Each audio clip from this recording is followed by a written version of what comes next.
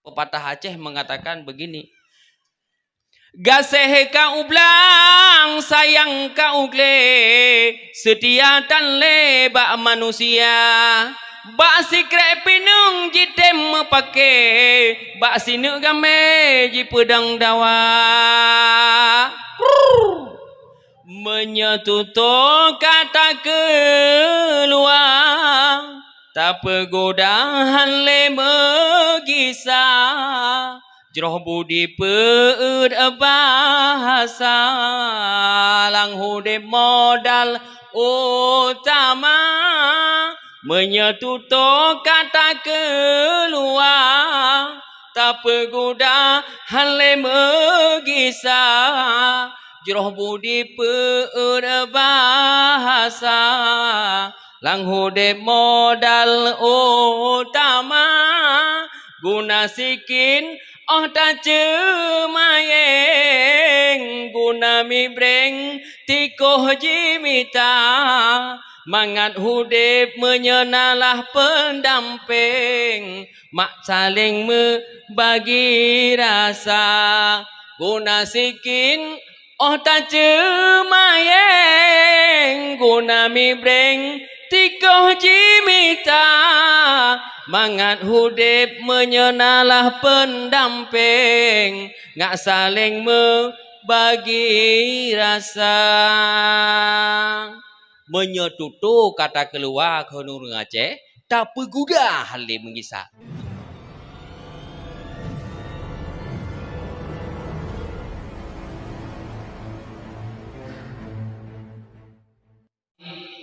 masih memberikan rahmat dan karunia kepada kita sehingga kita pada malam hari ini telah dapat berkumpul di tempat yang berbahagia ini guna dan tujuan sama-sama kita ingin mendengarkan carahan atau ceramah Islamiyah tentang Isra Mi'raj Nabi besar Muhammad sallallahu alaihi wasallam. Kemudian selawat dan salam mari sama-sama kita sanjung sajikan ke pangkuan Nabi besar Muhammad sallallahu alaihi wasallam yang telah membawa kita dari alam kebodohan menuju kepada alam yang berilmu pengetahuan, dari alam jahiliyah menuju kepada alam yang Islamiyah. Yang saya hormati Bapak Gesi Bakaran Batu, yang saya hormati pimpinan dan anggota Tuhaput, yang saya hormati imam masjid, yang saya hormati imam desa, yang saya hormati badan kemakmuran masjid, panitia masjid, dan tokoh-tokoh masyarakat serta jajaran daripada staf, daripada kaur Gampong Bakaran Batu dan kepala dusunnya yang saya muliakan. Selanjutnya kepada Bapak Kapolsek atau yang mewakili yang hadir pada malam hari ini. Selanjutnya kepada panitia yang sudah melaksanakan kegiatan pada malam hari ini. Wabil khusus kepada para hadirin kaum muslimin dan muslimat yang hadir pada malam hari ini. Bapak-bapak, ibu-ibu, adik-adik yang saya muliakan. Sebelum kita masuki dalam penyampaian terkait dengan Isra Mi'raj Nabi besar Muhammad sallallahu alaihi wasallam, saya meminta kepada para hadirin, Bapak Ibu, adik-adik, para tengku sekalian untuk bersikap bersabar dan tenang. Jangan dulu ada yang bicara, ada yang bangun pulang. Kalau memang hendak ingin pulang, tunjuk tangan. Yang mau pulang, Pak Haji saya mau pulang, tunjuk tangan. Supaya kita sama-sama pulang. Ya Bu? Ya. Dan nanti siapapun yang bergerak pulang, saya akan menghentikan ceramah barang 5 menit. Karena kita dilarang untuk bicara apabila orang sedang bergerak. Nah itu setiap mau pulang saya hentikan 5 menit. Anggap itu iklan. Adik-adik yang di depan Pak Haji bisa tenang nggak? Bisa ya? Tenang, jangan ribut, jangan bikin gaduh, ya. Siap? Mama datang kemari? Bapak datang? Dua-dua? Oh enggak. Datang. Anaknya malai-malai klub. Bapak datang tapi belakangan ya. Singgah dulu di warung kopi, biasa itu. Begini, sebelum kita mulai, kita karena ini kegiatannya Isra Mi'raj Nabi Muhammad Shallallahu Alaihi Wasallam, yuk sama-sama kita berselawat dulu kepada Nabi. Mau? Ya Nabi salam alaika, ya Rasul salam alaika, ya Habib salam alaika, salawatullah alaika, ya Nabi salam alaika, ya Rasul salam alaika, ya Habib salam alaika, salawatullah alaika. Sudah. Yang penting kita berselawat akan Nabi. Bapak Ibu yang saya muliakan, pada malam hari ini saya seperti apa yang dikatakan oleh panitia dan Pak Gesi yang hadir dan yang bicara di depan Bapak Ibu, yaitu Haji Sudirman. Nama saya itu sebenarnya Haji Sudirman dan Haji Uma. Cuma kalau ada ibu bapak yang bertanya, Pak Haji apa sih bedanya antara Haji Uma dan Haji Sudirman? Betis Bu, beda-beda tipis. Haji Uma itu sebenarnya bedanya dia pakai handuk hijau, pakai baju kaos cap angsa, pakai topi putih ada parang. Itu Haji Uma namanya. Cuma kemari yang dipanggil Haji Sudirman, Haji Umanya nggak datang. Kalau datang Haji Uma pasti Kak Bunsu ikut serta. Tahu kan Kak Bunsu? Istri yang paling favorit bagi saya, ya, karena badannya selalu bertambah semakin hari. Itu menandakan kemakmuran. Jadi ibu-ibu yang badan seperti istri saya itu nggak usah minder. Itu menandakan ibu-ibu yang punya badan kemakmuran. Suami juga harus bangga melihat istri yang makmur. Bapak Ibu yang saya muliakan, malam ini kita sedikit mau bicara tentang Isra dan Mi'raj. Apa itu Isra Mi'raj?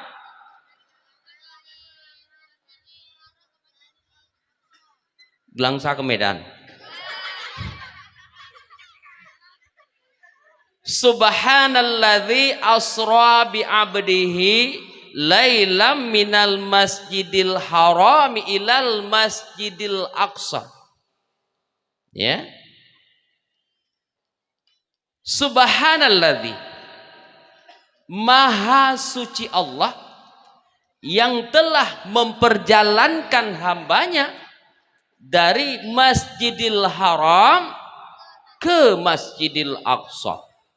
Bapak Ibu yang saya muliakan, coba kita sejenak melihat bagaimana ayat ini. Subhanalladzi asra bi'abdihi laylam minal masjidil haram.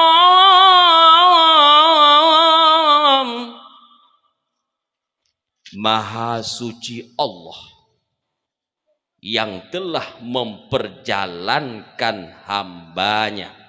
Ibu-ibu coba cermati kalimat. Jarang sekali dalam Al-Quran membuka satu kalimat dengan subhanalladzi. Subhanalladzi. Ayat misalnya puasa. Ya ayyuhalladzina amanu kutiba alaikumusiyam. Wahai manusia, diwajibkan kepada kamu berpuasa. Allah tidak memberikan tanda kalimat dengan subhanalladzi. Subhanalladzi kalimat apa itu, Ibu? Kalimat tasbih. Subhanalladzi. Maha suci Allah yang telah menjalankan, yang telah memperjalankan hambanya. Allah mempertaruhkan kesuciannya. Allah mempertaruhkan kesuciannya untuk meyakinkan kita bahwa Allah telah membawa hambanya. Konkret. Subhanalladzi, maha suci Allah. Allah mempertaruhkan kesuciannya. Subhanalladzi asra bi abdihi. Coba perhatikan kalimat ini. Allah memberi tanda dalam kalimat ini, subhanalladzi asra bi abdihi. Allah telah memperjalankan, maha suci Allah yang telah memperjalankan hambanya. Kenapa hamba? Kenapa tidak dikatakan subhanalladzi asra bi Muhammadin? Nah, ini kalimat pasti. Allah kalau sudah mengatakan hamba, berarti Nabi Muhammad itu bukan dalam keadaan mimpi. Tidak ada kalimat di sini subhanalladzi asra biruhihi. Berarti Nabi Muhammad tidur kalau biruhihi. Bapak Ibu, ini yang kita rindukan. Apa yang menjadi makna di sini? Yang pertama, Allah Ta'ala itu mempertaruhkan kesuciannya dengan mengatakan maha suci Allah yang telah memperjalankan hambanya. Kemudian yang bilang hamba siapa? Kok Nabi Muhammad dikatakan hamba? Allah. Bapak Ibu, kita ini betul hamba Allah tidak? Adik-adik, betul kita hamba Allah tidak? Bapak-bapak, kita ini betul hamba Allah tidak? Kata siapa? Kata siapa? Kata kita. Allah ngaku nggak? Ngaku nggak? Ini kita pede sekali nih. Kau hamba siapa? Hamba Allah. Kau hamba siapa? Hamba Allah. Padahal hamba duit. Padahal hamba harta. Iya. Tapi Nabi Muhammad itu diakui sebagai hamba Allah. Kita ini diakui sebagai hamba Allah. Belum tentu. Mau nggak Allah Ta'ala nerima kayak gini hambanya? Kayak potongan kita ini. Apa layak jadi hamba Allah? Ntar dulu bro. Bicara tentang hamba Allah ada kriteria. Misalnya gini Bu, kita di Langsa ini ada sebuah warung. Di warung itu kita datang bekerja. Ketika kita bekerja di warung itu, kita tidak kenal toke warung itu. Kira-kira toke warung itu ngaku enggak kita ini karyawan? Ngaku enggak? Macam mana dia ngaku kita enggak dikenalnya? Bisa-bisa maling. Ya enggak? Macam mana supaya kita bisa diakui oleh Allah? Nabi Muhammad diakui enggak? Diakui. Nabi Muhammad itu diakui sebagai hamba Allah. Kita ini mudah-mudahan diakui hamba Allah. Itu yang kita cari. Bukan begitu lahir kita mengatakan hamba Allah. Iya, secara logika iya. Tapi secara hakikatnya apakah kita ini diterima sebagai hamba Allah? Baik, Bapak Ibu, saya berikan beberapa kriteria untuk mencapai menjadi salah satu contoh hamba Allah. Yang pertama, setiap kita mengatakan hamba Allah berarti kita itu takwa Allah. Apa itu? Takwa, takut. Takut kepada Allah. Itu artinya yang pertama kita percaya kepada Allah, takut kepada Allah. Hamba Allah takut kepada Allah. Betul?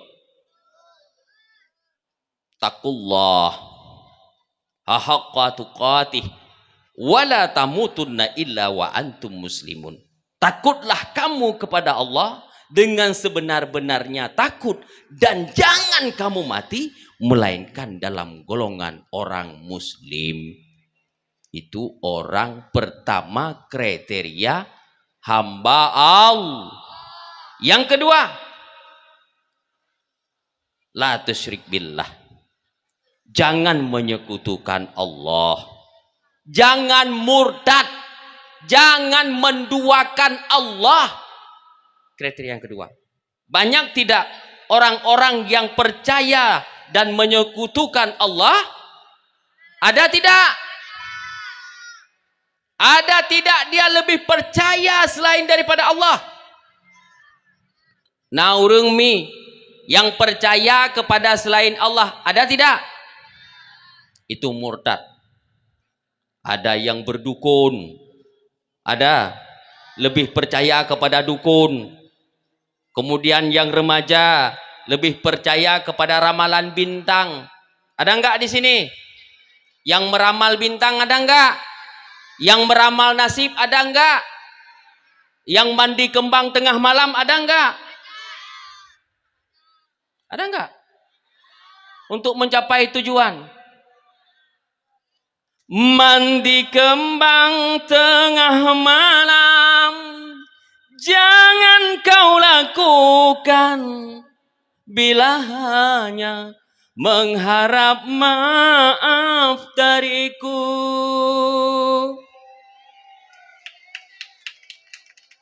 Sedikit saja, karena lagu itu mahal. Sampai mandi kembang tengah malam mengharap kembali sama jodoh kita. Ada lagi nih yang malam membalik-balikkan bantal. Kenapa balik-balikkan bantal? Biar mimpi dalam tidur nanti Pak Ustadz. Karena lama tak ketemu. Ada enggak di sini yang begitu? Itu adalah kita percaya kepada tahayul dan syirik. Ada orang yang beli sengaja datang ke kuburan, minta kepada kuburan, minta nasibnya ya diperbaiki oleh kuburan. Itu syirik. Mempercayai selain daripada Allah syirik. Ingat itu. Takut setan enggak? Takut burung tidak? Burung Dracula takut? Dracula, Kundruwo, takut nggak? Takut? Pernah lihat? Mirip siapa? Kau pegang hantu himak long. Habis itu. La tusyrik billah. Jangan menyekutukan Allah. Yang ketiga? Yang ketiga, amar ma'ruf nahi mengerjakan yang disuruh oleh Allah dan meninggalkan yang dilarang. Itulah hamba Allah. Bapak Ibu, sedikit saya kilas ke belakang. Kita ini hidup sekarang ini baik di Langsa maupun Indonesia.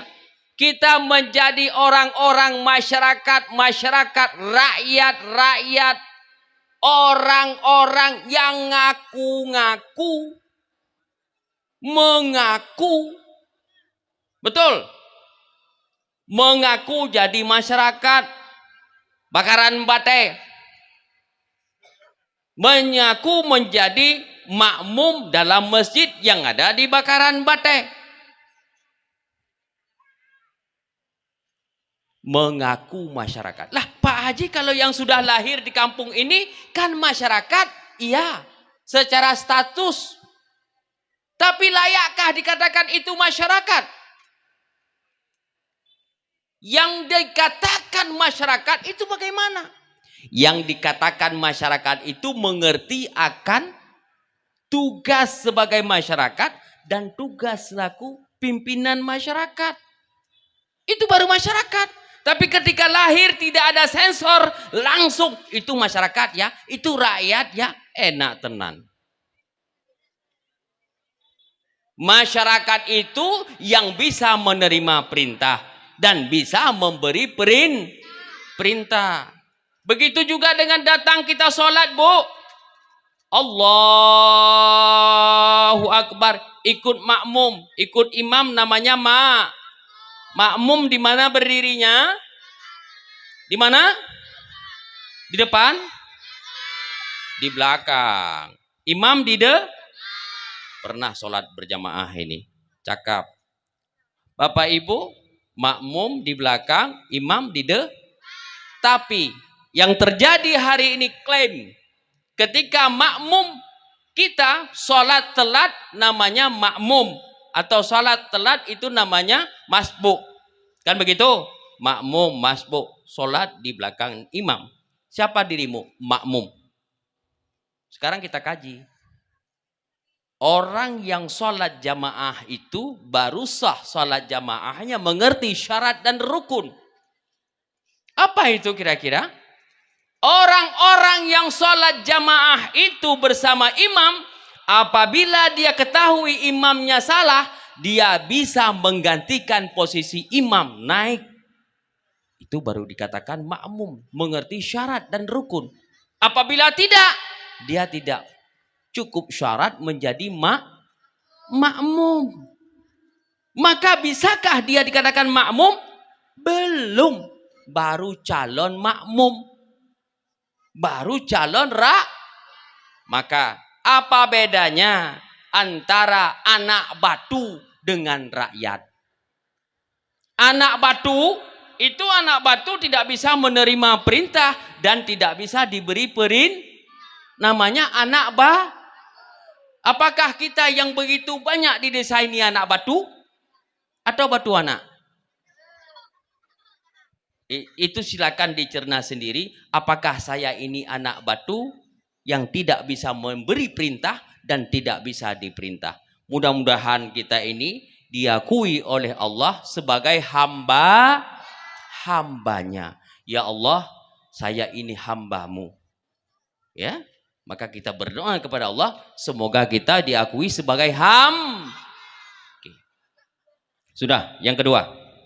Pertama, subhanalladzi asra bi abdihi, maha suci Allah yang telah memperjalankan hambanya pada malam hari dari Masjidil Haram ke Masjidil Aqsa. Di mana Masjidil Haram?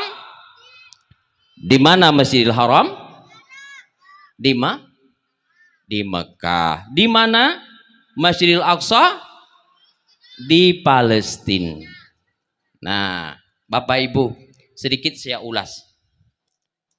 Ibu-ibu, bapak-bapak, percaya enggak Nabi Isra Mi'raj? Percaya enggak? Nabi Isra Mi'raj dari Masjidil Haram ke Masjidil Aqsa lalu ke Sidratil Muntaha. Percaya enggak? Satu malam. Percaya enggak? Kenapa percaya? Mungkin enggak Nabi Muhammad naik ke langit dalam satu malam lalu turun? Mungkin enggak? Mungkin enggak? Kenapa mungkin? Ini kalau ditanyakan oleh orang-orang di luar agama Islam, kita harus bisa menjawab. Ya Ibu? Kalau ditanyakan oleh orang-orang di luar Islam, bisa nggak kita menjawab ini? Apa catatan kita? Nah, Maha Suci Allah yang telah memperjalankan hambanya. Nabi Muhammad itu bukan jalan sendiri. Gitu loh. Nabi Muhammad bukan jalan sendiri. Lalu bagaimana? Nabi Muhammad dibawa oleh Allah. Ibu-ibu, begini contoh saya berikan supaya lebih paham. Ibu-ibu berangkat ke Medan. Rupanya di kantong ibu-ibu itu ada nyelinap semut. Semutnya semut hitam. Ya kan? Ibu berangkat ke Medan. Paginya berangkat ke Medan. Sorenya pulang dari Medan naik mobil bus sekolah. Pulang. Begitu pulang, ibu tidak sadar rupanya di kantong ibu itu ada semut hitam. Lalu begitu ibu sangkutkan baju, keluar semut hitam. Semut hitam begitu keluar, dia panggil temannya. Mut, sini. Ada apa? Saya baru pulang dari Medan. Lah, macam mana ceritanya kau baru pulang dari Medan? Ke Langsa saja pun nggak bisa kau jalan. Saya baru pulang dari Medan. Tidak ada yang percaya kau pulang dari Medan. Ke Langsa saja mungkin 1 bulan baru sampai. Macam mana kau ke Medan bisa pulang sekarang? 1 hari. Begini ceritanya. Saya dibawa oleh Ibu Zainab ke Medan sama juragan saya. Lalu saya sudah pulang. Nah, rupanya karena dibawa, tapi orang-orang Yahudi tidak percaya bahwa Nabi Muhammad ini dibawa oleh Allah ke Sidratul Muntaha. Bapak Ibu, ketika Rasulullah Isra Mi'raj dari Masjidil Haram ke Masjidil Aqsa, sampai di Masjidil Aqsa itu beliau disuguhi 2 minuman oleh malaikat. Yang 3 minuman. Malaikat menjamu Rasulullah dengan 3 minuman. Yang pertama arak, yang kedua susu, yang ketiga air putih. Maka Nabi dipersilakan oleh malaikat Jibril pada saat itu, Muhammad, silakan kau minum.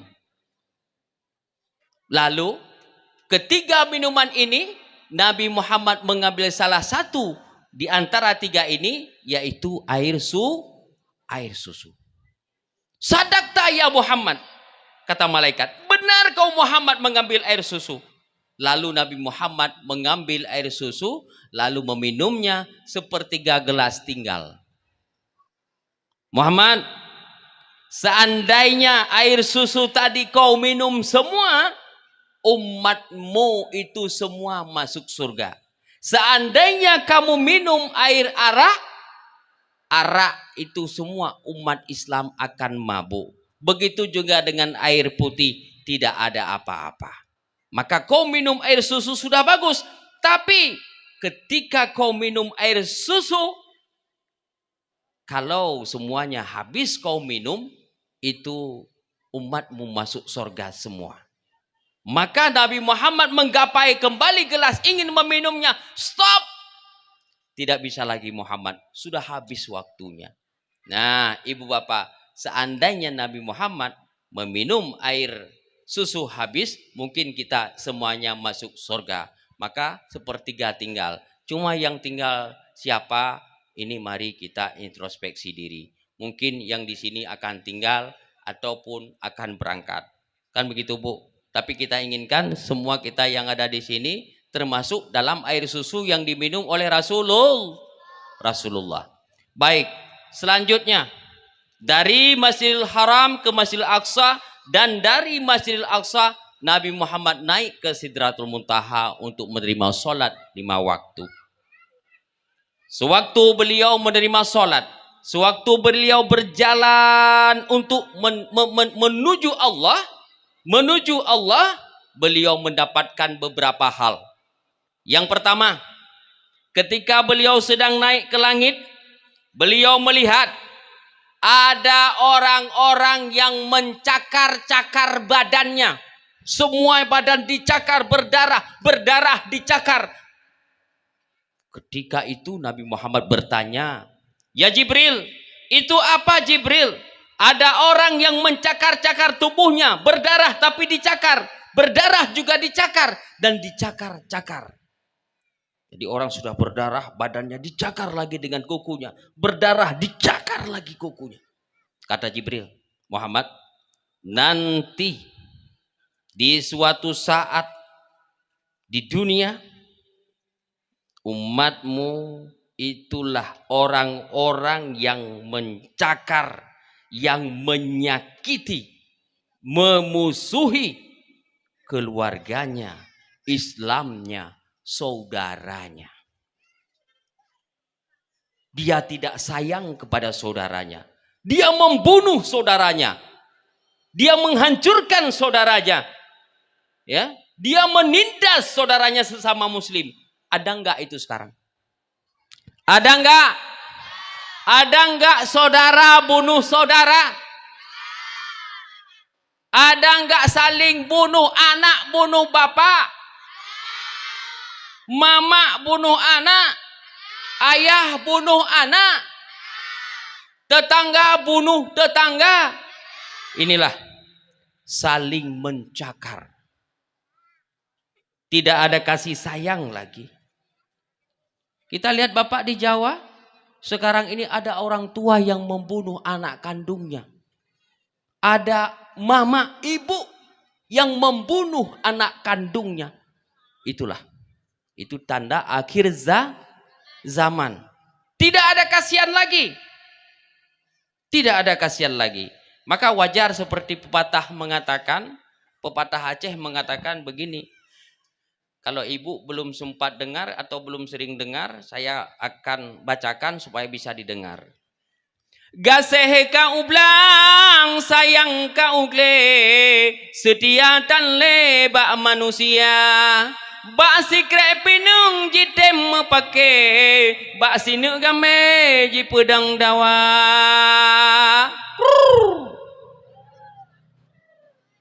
Ngerti enggak? Ngerti enggak? Enggak ngerti? Orang ngertos kue? Ora. Begini. Gasih ka ublang. Kasih sayang sudah ke sawah. Gasih ka ublang. Sayang ka ugle. Sayang kita sudah ke kebun. Setia tale bak manusia. Tidak ada setia lagi pada manusia. Bak sikrek pinung jite mepake.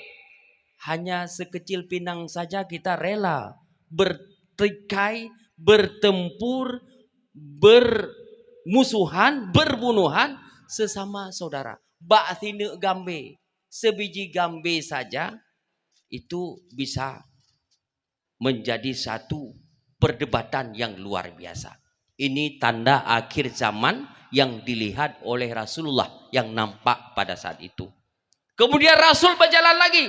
Ada orang yang sedang dipotong-potong lidahnya di dalam neraka.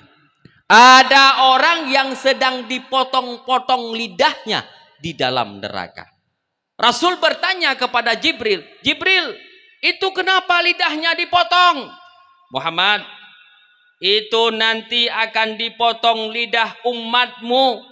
Umatmu itu menjadi penghasut, pendusta, penipu, saling mencaci maki, saling mengejek-ejek, saling mengolok-olok, saling membuli saudaranya. Tuh, ada enggak sekarang itu? Ada enggak? Membuli saudaranya. Di mana dibuli? Di mana dibuli? Gampang saja sekarang di Facebook. Ada enggak? Di Twitter. Apalagi? Di Instagram. Apalagi? Facebook sudah. Apa lagi itu? Ada satu lagi apa? TikTok. TikTok ya. Ada yang punya TikTok di sini? Yang modal gini ya. Ada enggak? Ada enggak yang jilat-jilat ke TikTok? Nah, coba lihat Bapak Ibu. Facebook, TikTok sekarang bukan main. Ada ulama yang dihinakan? Ada pejabat yang dihinakan? Ada tengku yang dihinakan? Itu. Maka yang Rasul lihat itu lidahnya dipotong. Lidahnya dipotong. Padahal al-islamu kal jasadil wahid. Orang Islam itu kata Rasulullah ibarat tubuh yang sama. Kenapa terjadi permusuhan hanya gara-gara Facebook? Dengan Facebook sekarang bisa menghina orang. Dengan TikTok sekarang bisa menghina orang. Seakan-akan dia menjadi hakim. Seakan-akan menjadi manusia yang paling benar. Betul tidak? Tidak ada rasa kasih sayang. Al-islamu kal jasadul wahid. Orang Islam itu ibarat tubuh yang satu. Kenapa saling menghina? Kemana iman kita? Inilah yang kelihatan oleh Rasulullah. Dipotong lidahnya. Di hari yaumil mahsyar itu yang akan terjadi Bapak Ibu. Saudara-saudara, waspadalah. Jaga ibu anak ibu. Ya, media sosial boleh. Tapi jaga. Jangan sampai karena media sosial ini menjerumuskan kita kepada moral yang rusak. HP dijaga. Jangan HP untuk menggunjing, menghina, mencemooh. Pertikaian terjadi gara-gara HP. Dulu enggak pernah begitu. Gara-gara HP bertempur, bertengkar sampai ke kantor polisi. Gara-gara penghinaan di Facebook, pencemaran nama baik ke kantor polisi. Coba lihat. Kemana lagi budaya Islam? Tidak ada lagi. Ibu, sadarlah. Bapak, sadarlah. Abang, sadarlah. Kita sudah dalam keadaan krisis moral. Jangan sampai kita dibodohi dan diprovokasi oleh pihak-pihak yang menginginkan kehancuran ini. Sadarlah. Sadar. Sadar. Saudara-saudara hadirin kaum muslimin. Selanjutnya Rasulullah berjalan lagi. Ketika Rasulullah berjalan melihat satu orang yang sedang memasukkan satu barang ke dalam karung. Karung penuh, setelah penuh tapi tetap diisi, dibawa. Tidak sanggup dibawa tapi diisi lagi.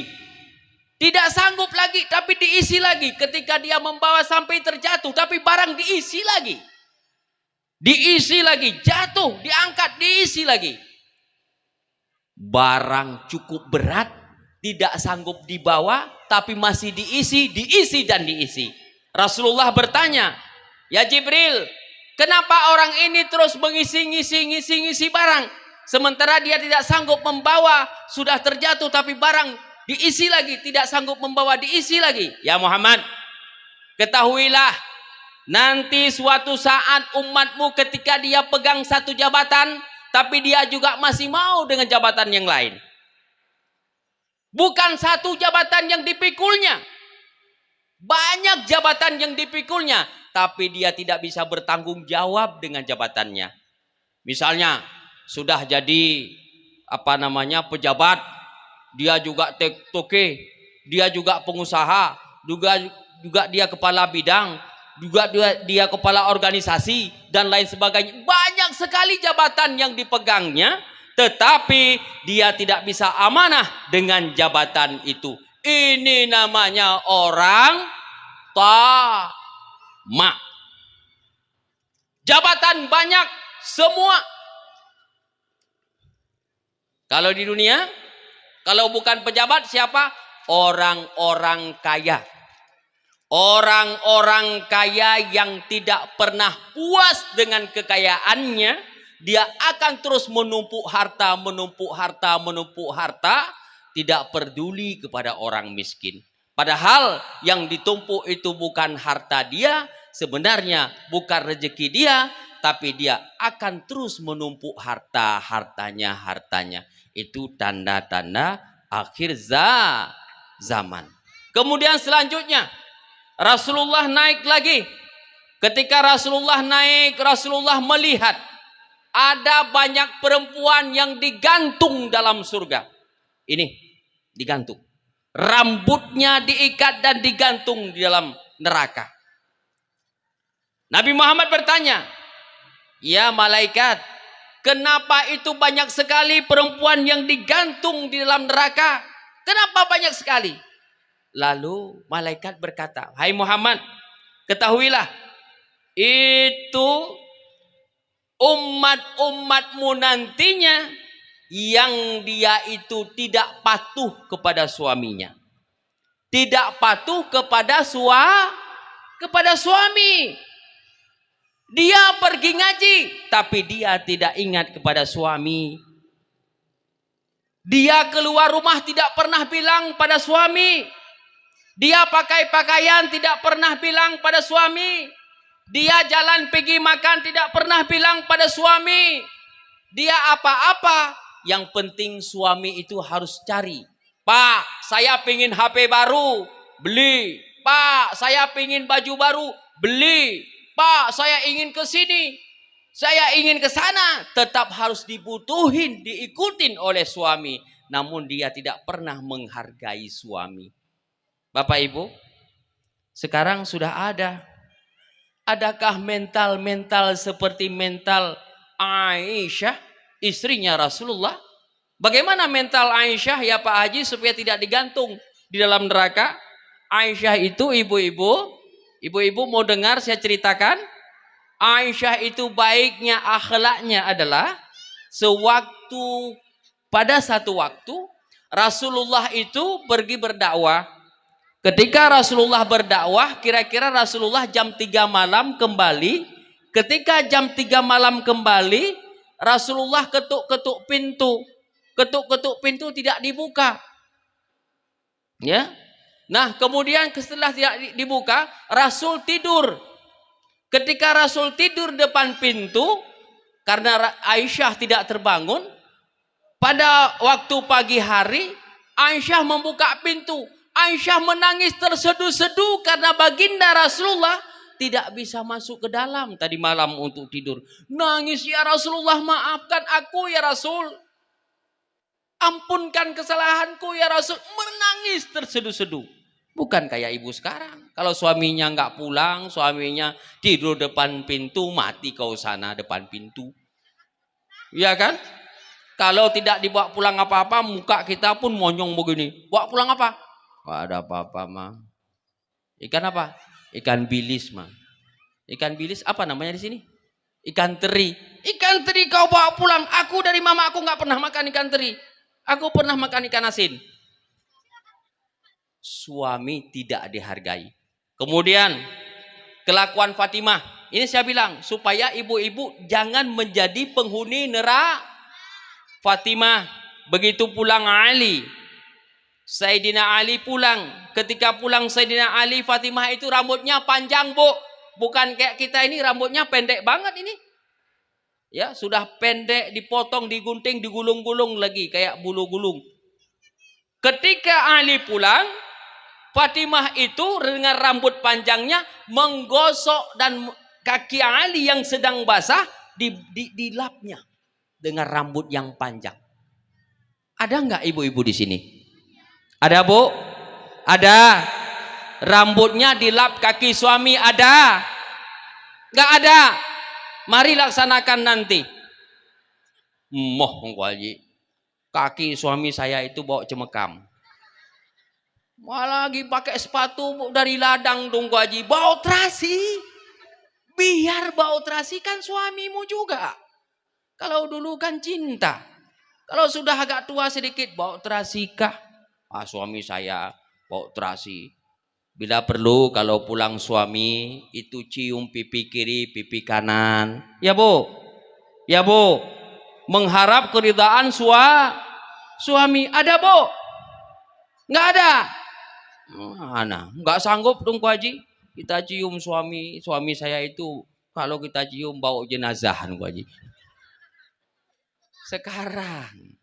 Sekarang bau jenazah. Kalau dulu kaulah bulan, kaulah bintang, my love. Dulu, sekarang udah tua-tua begini nggak ada. Mukanya sudah macam TV hitam putih. Ya, kalau ketawa bibirnya sudah sampai ke telinga. Kalau batuk itu kayaknya mau diambil malaikat maut. Udah nggak cantik lagi. Makanya kita ini harus menjaga keharmonisan dan cinta kepada suami supaya kita tidak digantung dalam neraka. Kasihan loh ibu-ibu. Padahal yang rajin ibadah, kata malaikat, Nabi bertanya, apakah dia tidak rajin ibadah ya malaikat? Rajin. Lebih rajin dia ketimbang suaminya. Tapi apa kesalahan suami? Kesalahan istri. Istri selalu melawan kepada suami. Betul. Kalau suami tidak sanggup membeli baju, ibu mukanya manyun. Kalau baju lebaran tidak ada baju pasir, ibu akan guling-guling di pasir. Kalau nggak ada sandal yang tinggi, ibu lebih marah, tinggi emosinya. Betul? Makanya perlu masuk surga, hargai suami. Suami kami sekarang ini Pak diperbodoh kita sama istri. Betul tidak? Diperbodoh. Macam mana Pak Haji diperbodoh? Kita disuruh beli baju sama istri, beli. Kita disuruh beli jilbab sama istri, beli.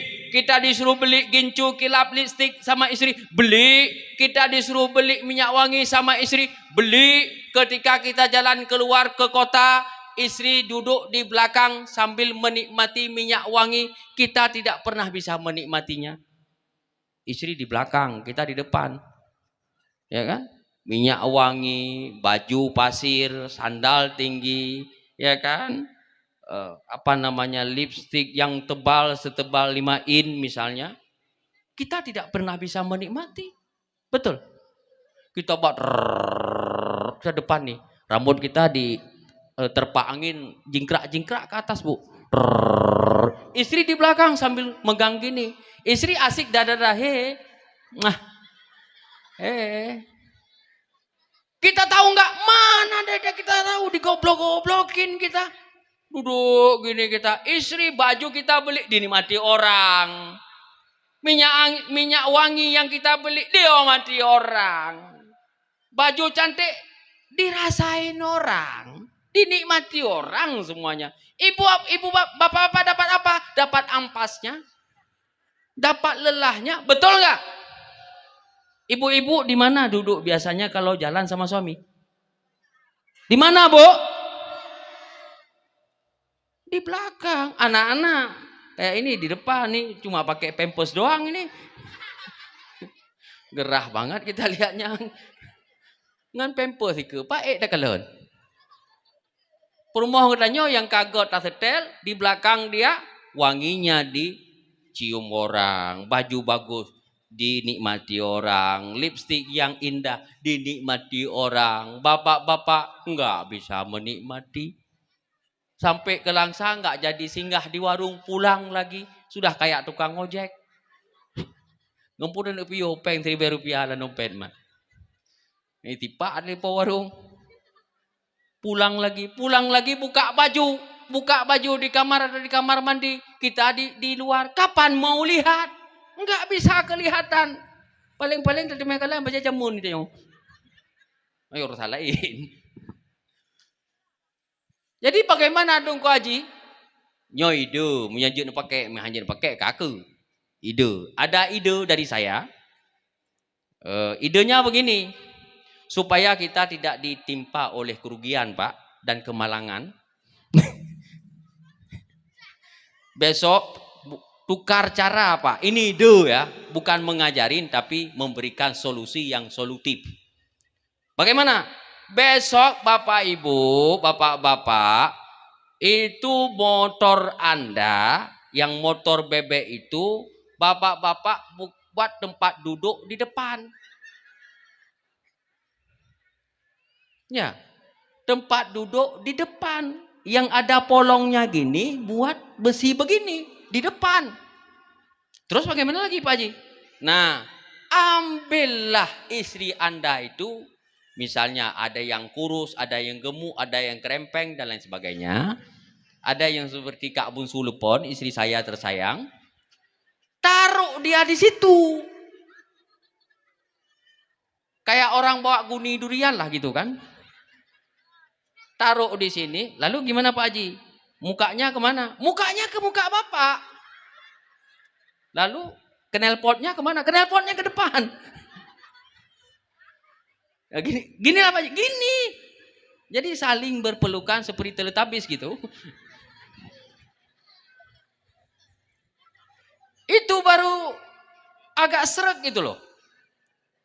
Jadi Bapak-bapak, apapun yang Bapak beli itu semuanya tidak akan dinikmati oleh orang lain. Percayalah, tidak akan rugi sepeser pun. Wangi, minyak wangi ibu-ibu yang make ke Bapak.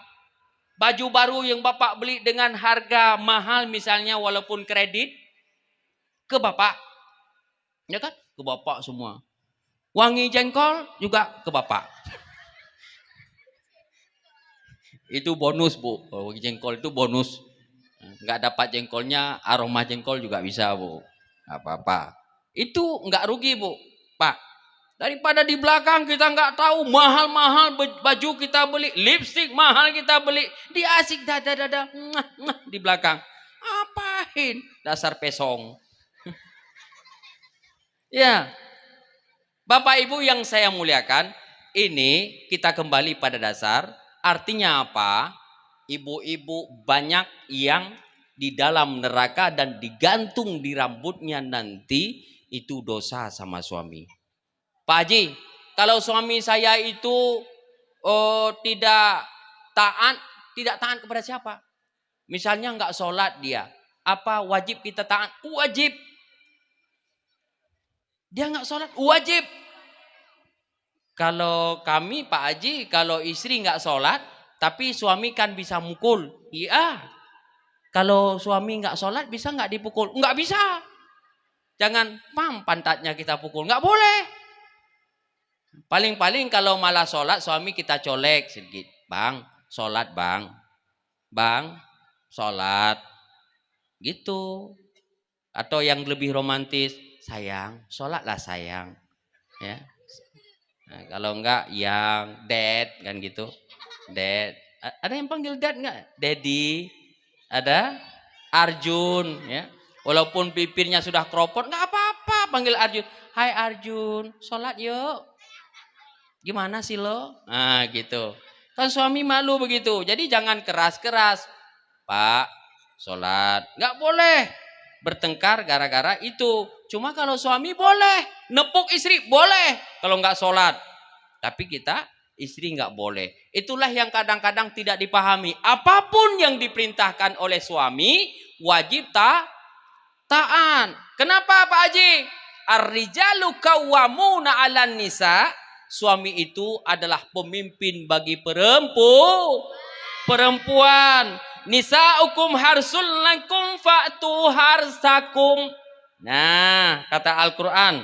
Apa itu artinya? Istrimu adalah sawah ladangmu.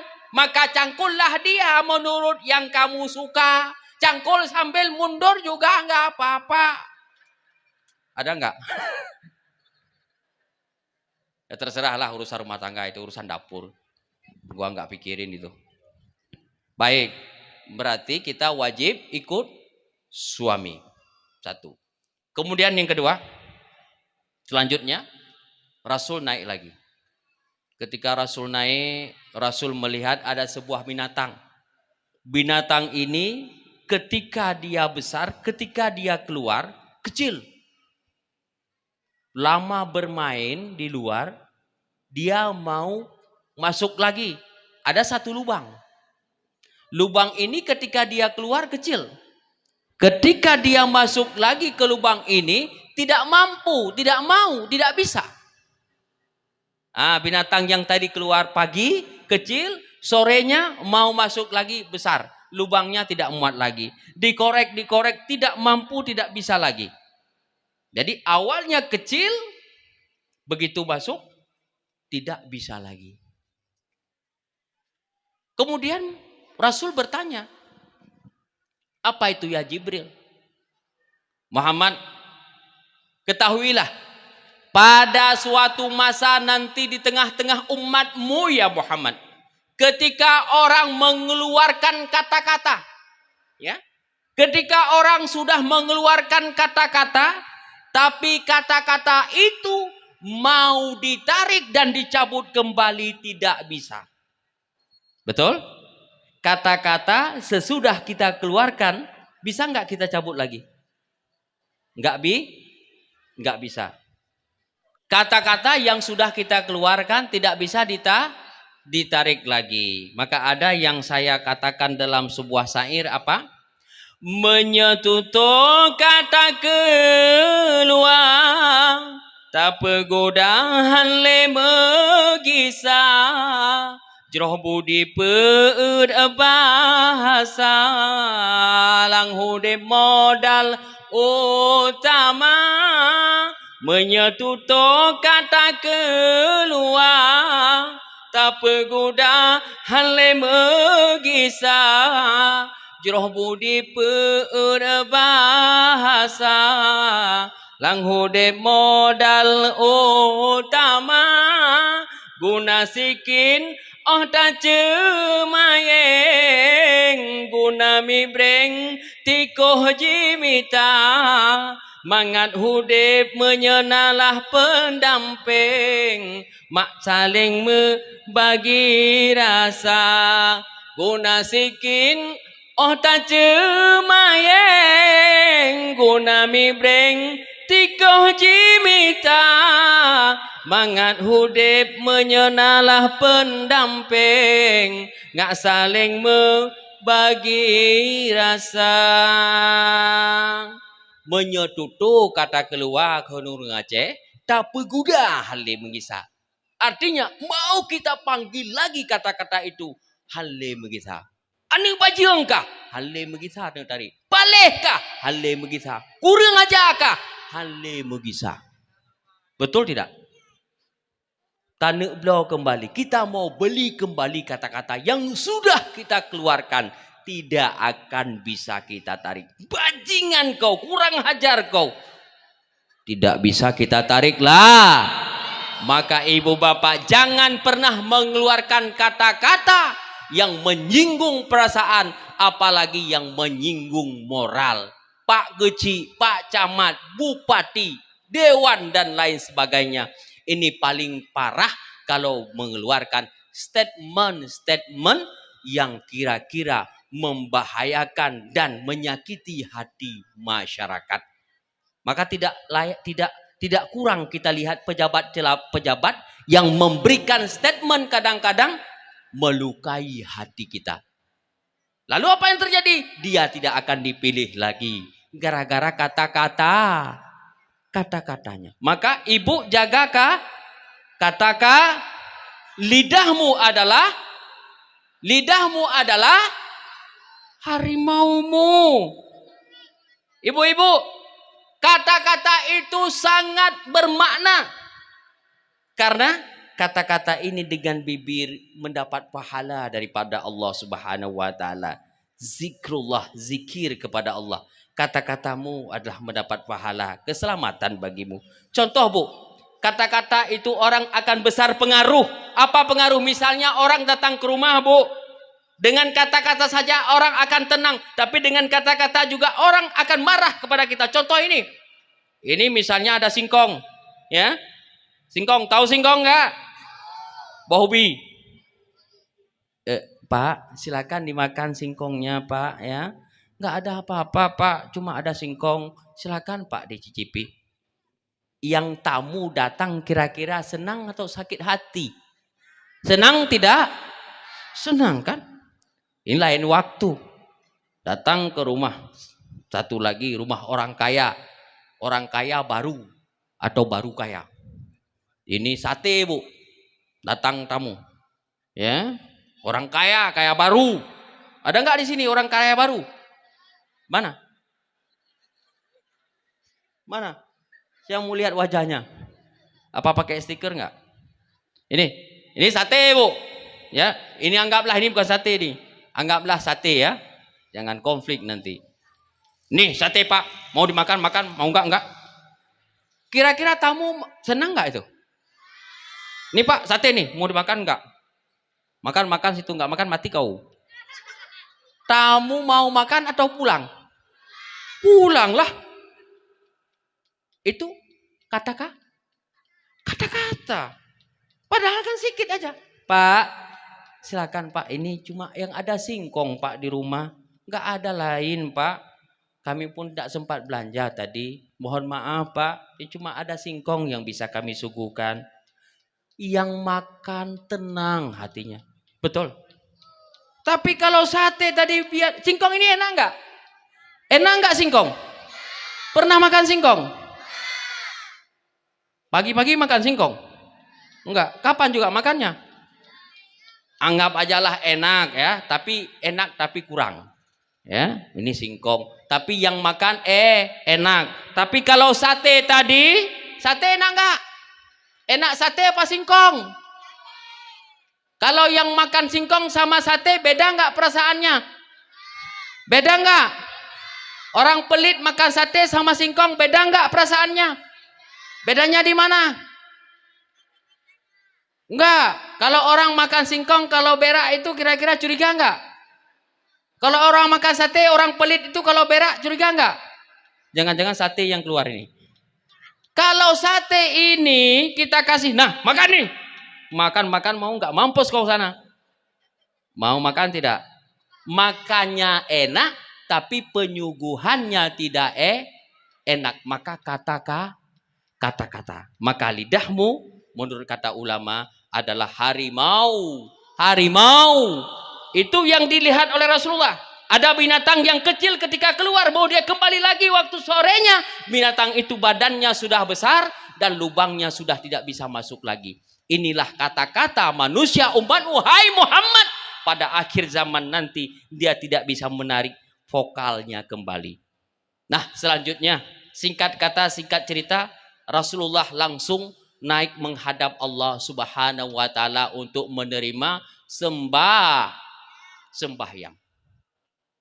Berapa sewaktu Rasulullah menghadap Allah menerima solat yang diperintahkan oleh Allah? Berapa waktu? 50. Rasulullah begitu berhadapan dengan Allah, Rasulullah tidak bisa berkata-kata. Rasulullah gemetar dan Rasulullah tidak pernah melihat apapun makhluk yang ada di dunia sama dengan Khalik, sama dengan Allah. Makanya ketika Rasulullah turun kembali ke dunia, ke bumi, tidak bisa menceritakan bagaimana wujud Allah. Kenapa Rasul tidak bisa menceritakan wujud Allah? Karena wujud Allah itu adalah tidak sama dengan wujud makhluk, ya. Laitsa kamitslihi syai'. Allah tidak serupa dengan sesuatu apapun. Maka jangan ibu-ibu kadang-kadang kalau kita ini banyak, misalnya maaf ya, ketika kita sholat ini seakan-akan kita meletakkan Allah di depan. Salah itu Bu. Itu bisa murtad. Allahu Akbar. Yakin dalam sholat tapi jangan letakkan Allah di depannya. Itu syirik nanti. Ada orang yang meletakkan Allah seakan-akan Allah di depan. Allah tidak bertempat. Jangan salah, itu bisa syirik. Bagaimana Pak Haji ingin kita meyakinkan Allah itu ada, kita taruh Allah di depan. Kita meniatkan Allah di depan, berarti Allah sudah punya tempat. Secara tauhid sudah syirik dan murtad. Jangan tempatkan Allah. Allah melihat kita. Di mana Allah? Semuanya kita. Semuanya ini ada Allah. Wujudnya Allah, laitsa kamitslihi syai'un. Allah tidak serupa dengan sesuatu apapun. Oh, Allah Ta'ala begini ya. Selama sudah begini, itu adalah prinsip baru daripada manusia. Oh, Allah Ta'ala begitu ya. Selama perasaan begitu, itu adalah prinsip ciptaan. Ide, gagasan, hayalan, itu adalah ciptaan Allah. Maka Allah beda dengan makhluk. Maka dikatakan laisa kamitslihi syai'un. Allah Ta'ala tidak serupa dengan sesuatu apapun. Ingat, jangan sampai kita murtad. Kemudian, singkat kata, singkat cerita, Rasul diperintahkan oleh Allah untuk sholat sehari semalam 5 waktu. Kemudian Rasul kembali setelah mendapatkan sholat daripada Allah, lalu berjumpa dengan para nabi, termasuk Nabi Ibrahim. Maka Nabi Ibrahim juga dalam satu riwayat menceritakan, Nabi Ibrahim juga menyampaikan salamnya kepada kita. Itu satu riwayat menceritakan, maka adalah dalam sholat itu adalah kama sholaita ala Ibrahim. Namun sholat kita itu 5 waktu. Pahalanya sama dengan 50 waktu. Bapak Ibu, seandainya Rasulullah menerima sholat sehari semalam 50 waktu, apakah ibu bisa bayangkan? Apakah ibu bisa bayangkan? Bisa nggak dikerjakan? 5 waktu aja sering bolong, Bu ya. Apalagi 50. Itulah Allah sangat memahami kita. Makanya 5 waktu ini jangan ditinggalin lagi. Karena sudah banyak diskon yang Allah berikan.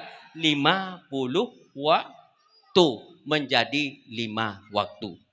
Hadirin kaum muslimin dan muslimat. Sudah peristiwa Isra Mi'raj, Nabi mengambil sembahyang dari Allah Subhanahu wa taala di Rafraf, di Sidratul Muntaha, lalu Rasul pada malam itu kembali dan sholat subuh bersama malaikat Jibril. Sholat subuh pertama. Setelah Rasulullah kembali dari Isra Mi'raj, yang menjadi dan dipetik hikmahnya apa, Bu? Apa? Bu, Bapak? Tidak ada ibadah lain yang diutus dan diterima dan diperintahkan oleh Allah untuk mengambilnya langsung kecuali sholat. Kalau lain, Quran melalui malaikat Jibril. Puasa melalui diperintahkan oleh Allah untuk berpuasa. Haji diperintahkan untuk haji. Ya kan? Zakat diperintahkan zakat. Ibadah zakat, ibadah puasa. Adakah ibadah yang lain yang langsung menghadap Allah? Tidak. Maka Allah paling menekankan ibadah sholat ini. Karena ibadah sholat ini adalah Rasul sendiri yang mengambilnya menghadap Allah Subhanahu wa ta'ala. Ketika itu, maka ada ayat yang mengatakan adalah sholat itu wajib. Tegakkan sholat. Tegakkan sholat. Ya kan? Disuruh pada kita menegakkan sholat. Aqimus sholat wa atuz zakat. Tegakkan sholat, tunaikan zakat. Tidak disuruhkan tegakkan puasa, tidak disuruh kepada kita tegakkan zakat. Tegakkan.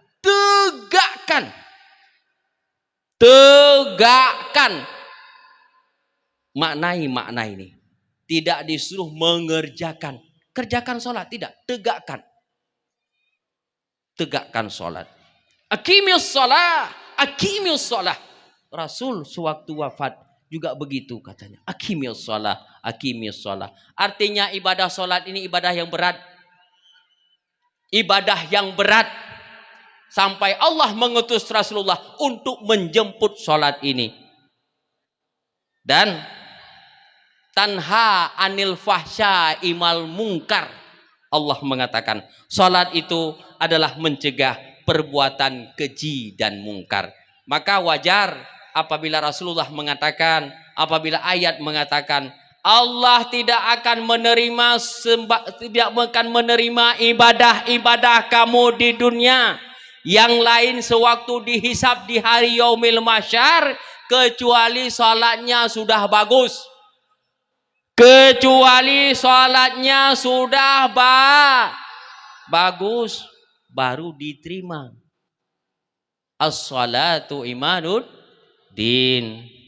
Sholat itu adalah tiang agama.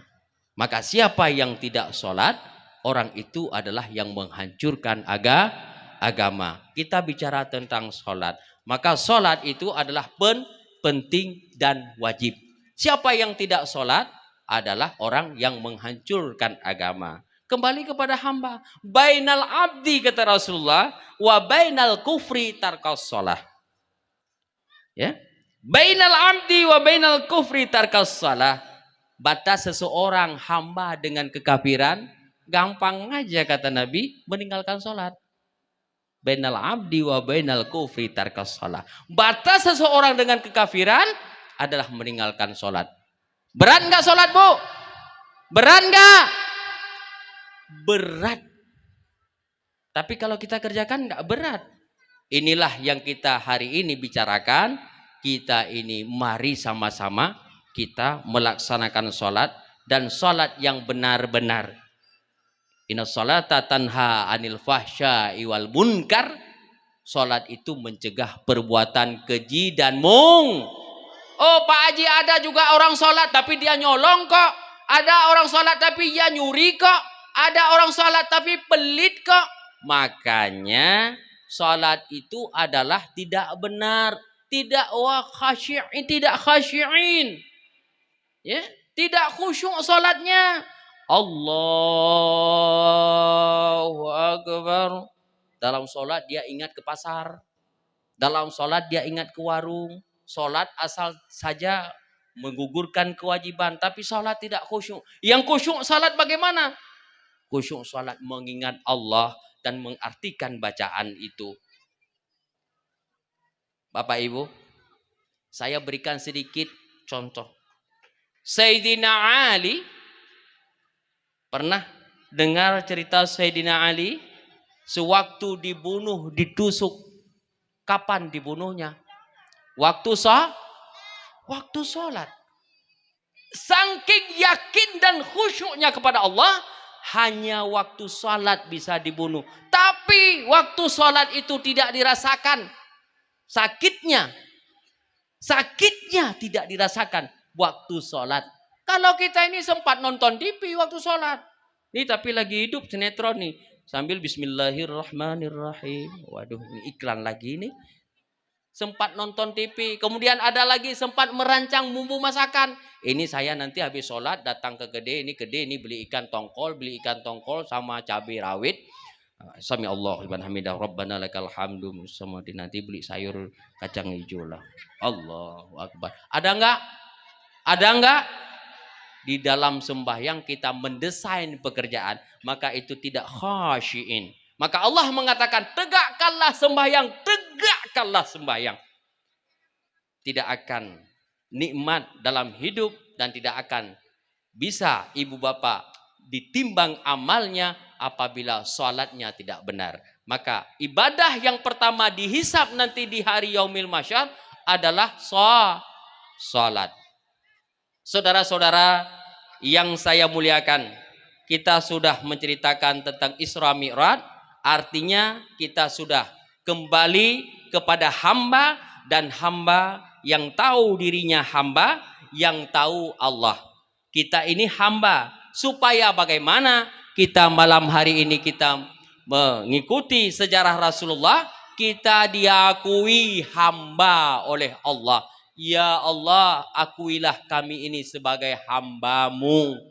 Kalau sudah diakui oleh hamba, kita seperti bekerja, sudah tahu toke, sudah dibayar. Kalau toke tidak mengetahui dan tidak mengakui kita karyawan, kita tidak dibayar. Kalau Allah sudah mengakui kita hamba, berarti ibadah kita diterima.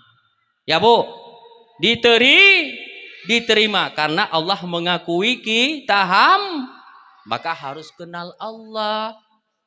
Kenal Allah. La ilaha illallah, la ilaha illallah, la ilaha illallah. Kita berzikir kepada Allah supaya kita kenal Allah, bersih hati kita. Bapak Ibu yang saya muliakan, karena sebentar lagi kita mau masuki bulan Ramadan, oleh karena itu kita juga jangan terus berleha-leha, jangan terus kita tinggal oleh waktu yang tidak perlu. Tidak lama lagi kita juga masuk bulan suci Ramadan. Masuk bulan suci Ramadan, kita perbaiki hati, kita perbaiki sholat, jauhkan dendam, mari song-song Ramadan. Ini yang duduk-duduk di sini, ini orang pasti sudah mengharap bulan Ramadan, betul tidak? Senang nggak datangnya bulan Ramadan?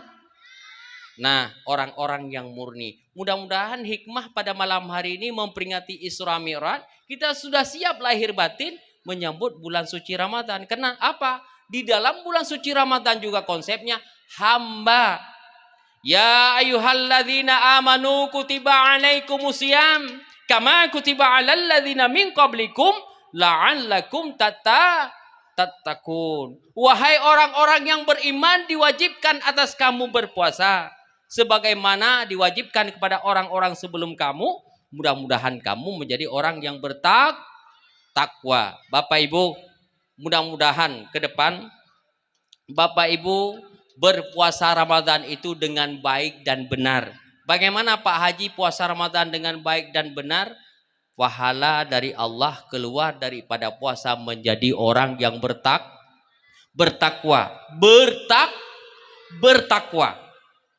Itu ijazah yang paling besar diberikan menjadi orang yang bertakwa. Bagaimana ciri-ciri orang yang bertakwa? Orang yang bertakwa setelah puasa itu akan sabar, akan taat, tidak mudah emosi, tidak ria, tidak takabur, tidak ujub. Nanti di ujung puasa kita lihat, apakah orang-orang tidak ria? Jangan karena puasa ibu-ibu, pada 25 puasa nanti ibu-ibu borong semua barang yang ada di toko kelontong. Ya, borong semua barang-barang yang ada di toko baju. Itu tidak akan mencapai tatakun. Kenapa? Karena puasa ingin mengharap berleha-leha dengan style dan gaya pakaian. Betul? Kue diborong sehingga ada pada 21 puasa enggak puasa lagi. Kenapa enggak puasa? Gimana mau puasa Pak Haji? Kami kan buat kue dodol. Kalau puasa kan enggak bisa nyicipin Pak Haji. Penting puasa apa penting dodol? Puasa apa dodol? Itu baru enggak dodol.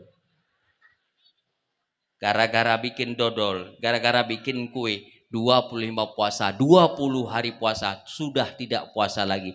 Berarti tidak mencapai la'allakum tattaqun. Mudah-mudahan ibu-ibu puasa Ramadan kali ini kita selamat, diberikan umur panjang oleh Allah Subhanahu wa taala, dan tujuan kita untuk dianggap oleh Allah menjadi orang-orang yang bertakwa. Bukan untuk berlomba buat kue, bukan untuk berlomba beli baju, bukan berlomba memperbagus cat rumah, bukan berlomba-lomba membeli mobil baru. Itu adalah sombong. Kenapa ada mobil baru hari raya? Biar dinampakkan kepada orang lain sombong. Wala tamshi fil ardi maraha, jangan kamu jalan di atas bumiku kata Allah kalau kamu sombong. Beli baju untuk apa? Biar dilihat orang lain. Yang cewek-cewek beli baju untuk apa? Biar lihat sama masnya, sama pacarnya. Biar cantik gitu loh. Untuk Ibu-ibu beli baju untuk siapa? Biar dilihat tetangga. Biar mata tetangga merah kayak mata kepiting. Ngecat rumah untuk apa? Biar yang samping panas, demam, meriang alias sakit mah dia. Nanti akut dan is dead brother. Mati gara-gara lihat cat rumah saya. Betul. Ada kan begitu? Coba tunjuk tangan hari ini Pak Haji. Saya bersumpah demi Allah kalau saya beli baju tidak sedikit pun ingin dilihat oleh orang lain. Ikhlas karena Allah saya pakai, tidak karena untuk orang lain. Coba ibu tunjuk tangan satu orang yang begitu. Ayo. Tapi saya sumpahin kalau tidak biar dihantam petir saya duduk ini. Ada nggak Bu? Saya Pak Haji ngecat rumah, ngecat pintu, ngecat jendela, bagusin rumah. Demi Allah tidak ada sedikit pun dalam hati saya ingin menampakkan kepada orang lain. Ada enggak? Demi Allah kalau enggak rumah saya itu biar dihantam petir malam ini. Biar dilalap si jago merah malam hari ini Pak Haji. Ada enggak berani sumpah begitu? Saya kasih duit. Ada enggak? Enggak ada. Berarti benar. Sombong. Wala tamshi fil ardi maraha, kata Allah. Jangan kamu jalan di atas bumiku. Kalau kau sombong, cari bumimu sendiri. Mana? Oh Pak Haji masuk ke dalam gua. Bumi Allah juga itu. Kecuali masuk kembali lah ke dalam waktu lalu kan. Kandungan. Kalau kandungan itu bukan bumi. Masa bisa masuk sekarang lagi kan nggak mungkin. Impossible ya. Saudara-saudara hadirin kaum muslimin. Yang ingin menjadi catatan yang saya himbau kepada jamaah pada malam hari ini. Kita berpuasa dengan mengharap tatakun. Jangan ada sedikit pun ria. Puasa ibadah rahasia. Kata Allah mencapai tatakun. Kalau apa yang saya katakan tadi tidak bernilai, berarti semua kita yang puasa ibadah kita sia-sia, tidak mencapai tatakun. Ibarat orang sekolah setelah tamat sekolah, ibarat orang kuliah setelah tamat kuliah tapi ijazah tidak ada. Berarti kita numpang lewat di dalam bulan Ramadan. Numpang kita janganlah malam hari ini penduduk Langsa, penduduk lalu dua semuanya menjadi orang-orang yang numpang lewat dalam bulan Ramadan. Sungguh rugi karena siapa tahu puasa ke depan tidak lagi menjumpai kita. Kita sudah dipanggil oleh malaikat sakratul maut. Manfaatkanlah puasa kali ini. Ramadan bulan yang suci, rahmat berlimpah dari ilahi. Ramadan bulan yang suci, cahaya berseri di hari ini, tentram dan aman di bulan ini, cahaya berseri dari ilahi. Ramadan bulan yang suci, bulan berseri pada ilahi. Orang-orang yang melaksanakan Ramadan, ada satu riwayat yang mengatakan dia akan datang jamuan di hari Yaumil Mahsyar nanti, di tengah orang-orang yang tidak ada jamuan di padang mahsyar. Mereka akan disuguhkan hidangan oleh Allah Subhanahu wa taala. Dan orang-orang yang melaksanakan Ramadan menurut riwayat dikatakan orang itu akan melalui titik siratal mustaqim dengan tidak menginjaknya, langsung lewat. Maka ibu-ibu, berdoalah kepada Allah, semoga kita bisa menjadi orang-orang yang melaksanakan Ramadan dan umur kita ditangguhkan oleh Allah. Semoga kita bisa melalui bulan Ramadan. Bapak Ibu, mudah-mudahan ini saja yang dapat saya sampaikan, karena walaupun nanti panjang yang saya ceritakan, namun yang masuk ke kuping juga segitu. Jadi kalau memori sudah penuh itu, walaupun banyak lagu, nanti ada lagu yang tidak lewat. Mudah-mudahan ya, bukan artinya ibu ini kurang memori, bagus, apalagi memori sekutum rindu, Bu ya. Ya. Baik ibu bapak, karena kalau panjang yang diceritakan mungkin tidak rindu dan tidak ngangenin gitu loh.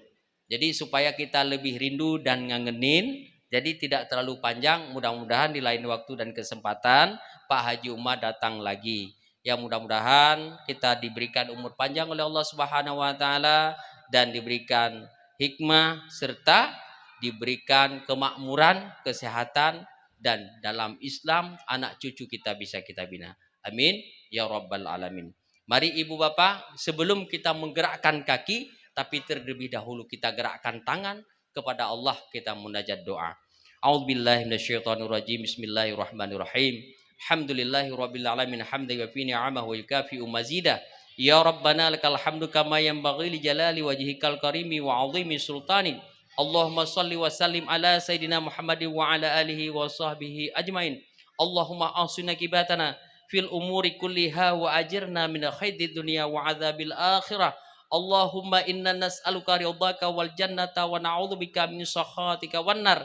Allahumma innaka 'afuwun karimun halimun tuhibbul afwa fa'fu anna ya Allah ya Karim, wa an walidina wa an jami'il muslimina wal muslimat wal mu'minina wal mu'minat al ahya'i minhum wal amwat. Allahumma zidna ilman nafi'a fahman wasi'a wa rizqan halalan tayyiban wa anta khairur raziqin. Rabbana la tuzigh qulubana ba'da idh hadaitana wa hab lana min ladunka rahmatan innaka antal wahhab. Rabbana taqabbal minna innaka antas samiul alim wa tub alaina innaka antat tawwabur rahim. Rabbana atina fid dunya hasanah wa fil akhirati hasanah wa qina adzabannar.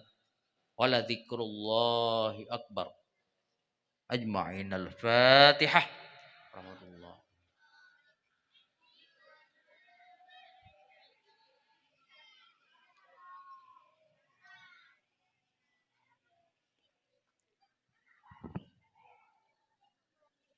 Saudara hadirin masyarul muslimin yang berbahagia, demikian yang dapat saya sampaikan.